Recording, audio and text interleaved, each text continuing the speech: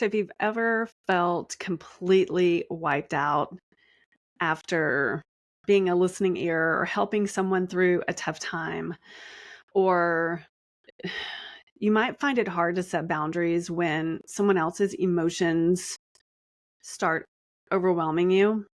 I know you're not alone. That is why learning the difference between empathy and compassion is really going to help you. Let's talk about the difference between empathy and compassion and why balancing the two is really, really important as an empath. So my name is Rachel and I am a guide, a coach for sensitive and empathic people.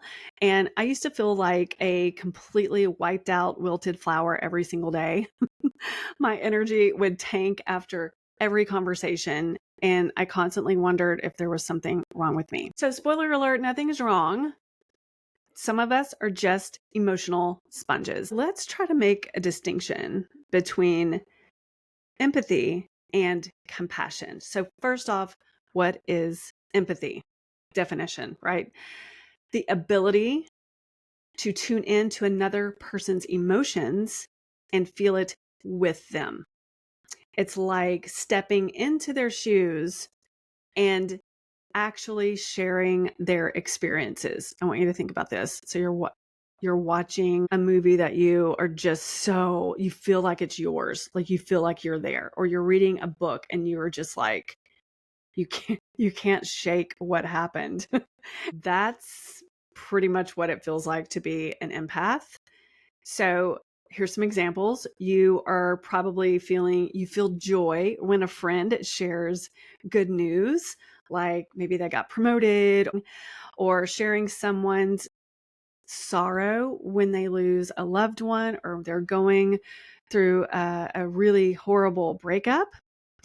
And I know it just seems like so extreme and it seems overwhelming, but there are some benefits to empathy. It's human nature.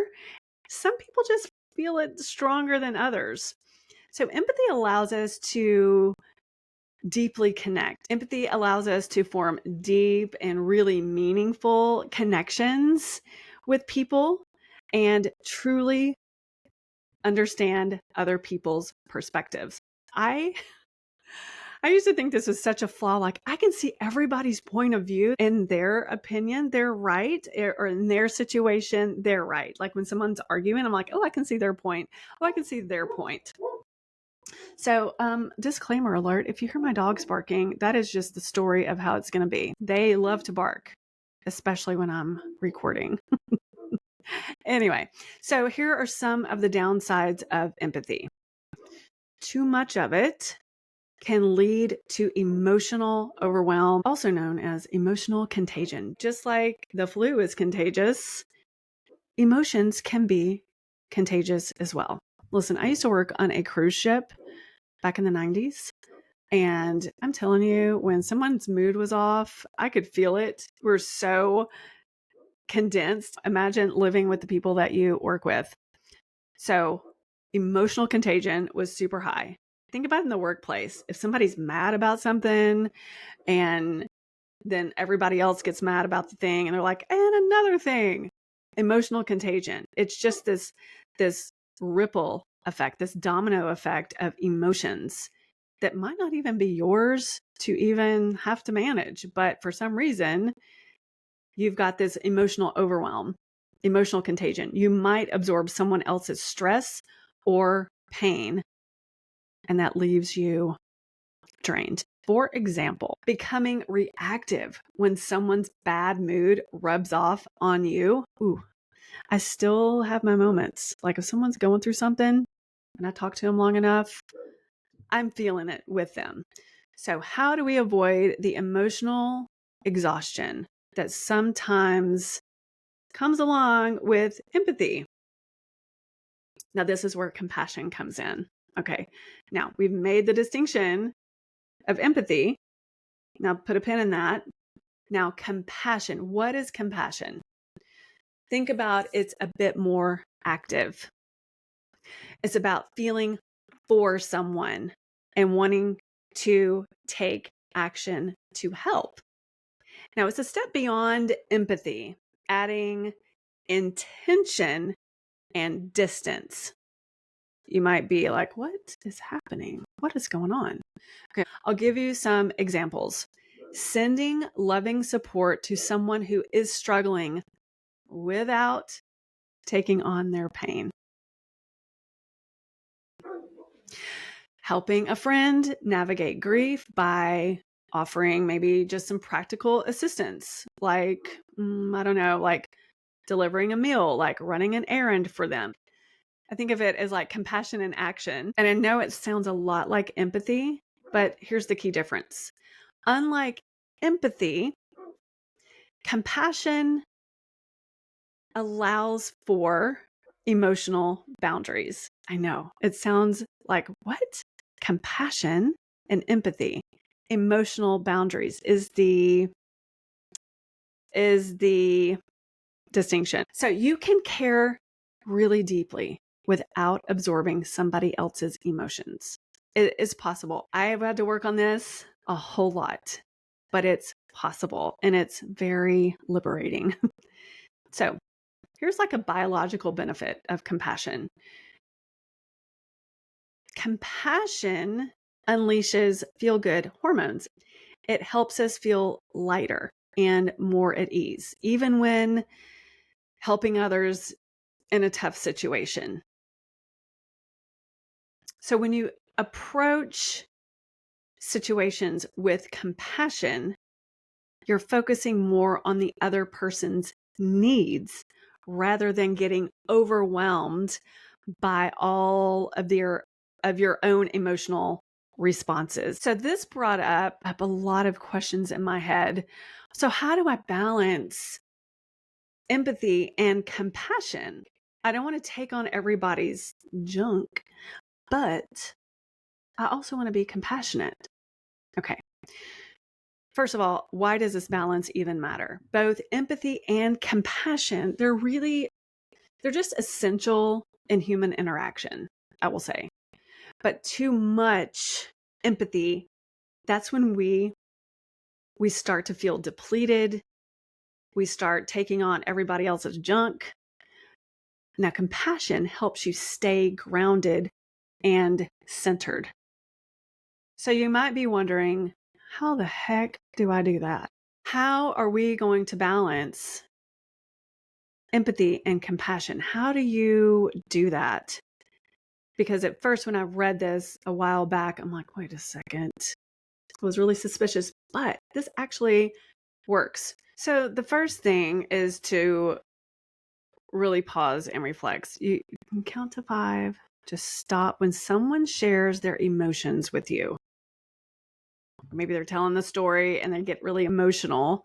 You're going to take a breath and give it a moment. Count to 5.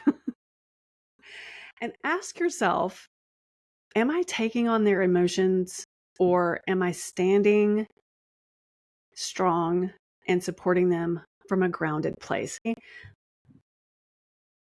I will say that taking the pause, and it's going to seem like it's forever, is one of the best things I've done for myself. Instead of like jumping in to solve something and really getting into it with them or getting into like sharing their emotion, like, yeah, I'm mad too, that kind of thing.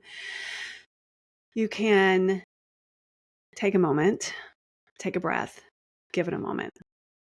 So the next thing is being nice to yourself, especially after an emotionally intense situation. Again, listening to someone's story that's really hard to hear. Self-compassion will help you build some resilience and help you recharge. The next thing is knowing your limits. It's okay to say no. Don't carry emotional weight that is not yours. That cannot be your plight, because it is one of the most draining things. And it's so liberating when you can decide that you're not carrying emotional weight that is not yours to carry.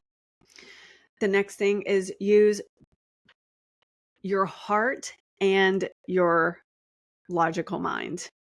So you're going to try to find this sweet spot between intuition and logic.